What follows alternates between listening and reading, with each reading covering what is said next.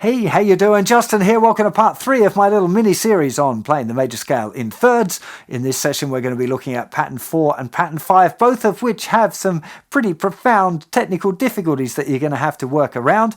So let's get to a close-up and check out what they are and how to solve the problems.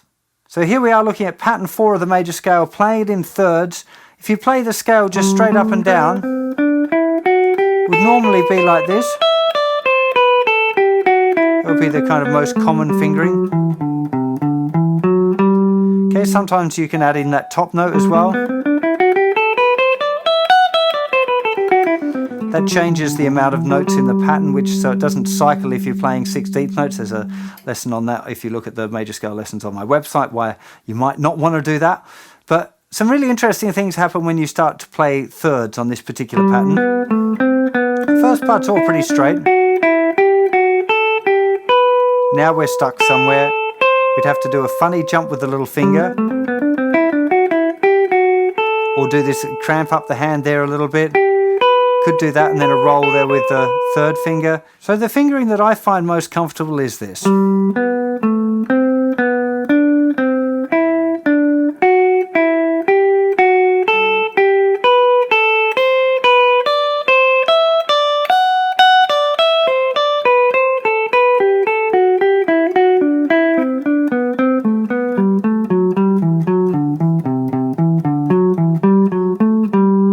Now that's a pretty massive deviation from a kind of a normal fingering, but for me particularly getting up to it here, moving that third finger there is where I've transitioned, and I do find fingers 1, 2 and 3 a lot stronger and more likely the kind of thing that I'd be using when I'm doing string bending and stuff like that. So I find that transition pretty comfortable. But you might be different, and that's okay. I think it's really important that if you find doing this better,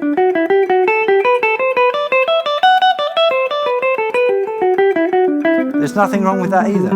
Okay, practice a few different ways. See if you can find what feels comfortable for your fingers. I think that's a really important part of your development as a player. The fingerings that you choose and the decisions that you make about how you play things will influence the kind of guitar player you become, and I think that's worth spending some time with. This isn't beginner stuff anymore, right? This is for people who are, getting forward a little bit in their guitar journey, and I think this is where it becomes a bit more personal, and you should give it some thought and think about, my little finger's really short compared to the rest of my fingers, so there are certain things, like I don't like generally playing first finger, third finger, fourth finger. I don't like that as a pattern. I try and avoid it.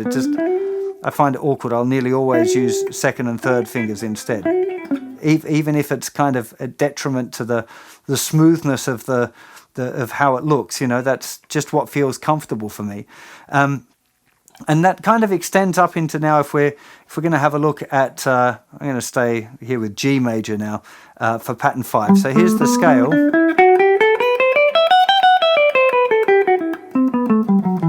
Again, there's a few different options for playing this scale, but if we start to embark on playing it in thirds,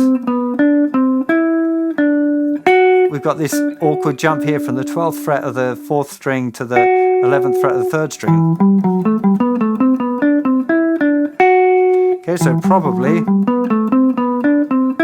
you've got to do this again. Go from the 3rd finger to the 2nd finger.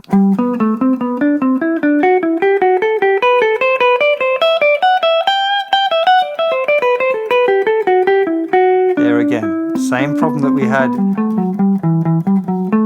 back in pattern 2, but there's also a solution for this one, which is to move this note that's behind, because that's the awkward one in this one.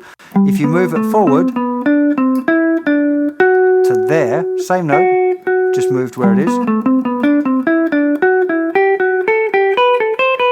Now it's a lot easier.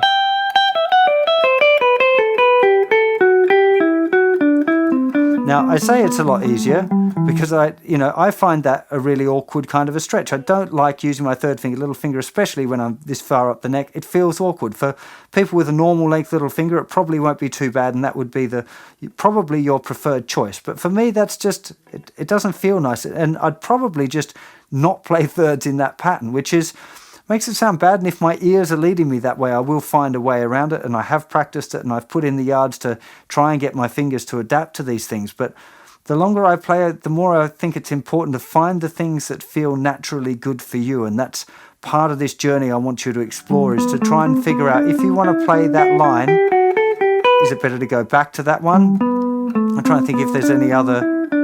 You could jump with the first finger. It's not really a very good option. Yeah, that's your two options, is jumping with the first finger, stretching from the third finger to the second finger and back, or stretching up with the little finger. That would be the different options that you got for that one. So I'd try all of them and see which one works best for you. I hope you've enjoyed this little kind of mini series looking at thirds. If you've made it this far and you've been looking at all 5 patterns, I'm assuming you're kind of an advancing guitar player. And I really think that this exploratory stage of working out what fingerings and what kind of patterns fit well under your fingers is a really big deal. Probably only 10 years ago, I would have told you that the fingering that I would give you would be the right fingering, and that I've thought about it and this is definitely the best one.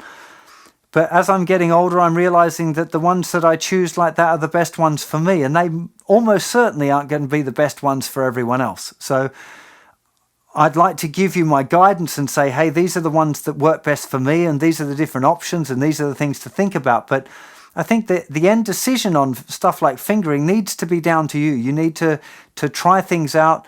I don't recommend being lazy and just going for the first one that falls under your fingers, because it might not be the best one. It should feel natural and comfortable for yourself, but that doesn't necessarily mean it'll be the first one that you find. So I would spend a little bit of time trying out the different fingerings and saying, hey, if I do this, what if I try doing that?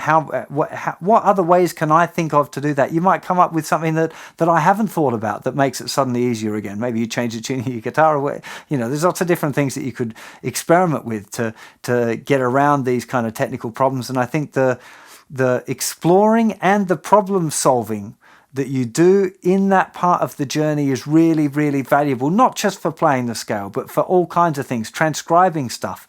So if you've done a bit of exploring on different fingering options and you're transcribing a line that's got this kind of thirds thing in it, you already know, well, maybe he might not have played it like that because it's really difficult. Maybe he played it in a different part of the guitar neck, or that, it'll help you with your detective work when you're transcribing or doing that kind of work as well. So look, I really hope you've enjoyed this little series, and please do subscribe to my YouTube channel if you dig what I do, and I'll see you for plenty more very soon. Bye-bye.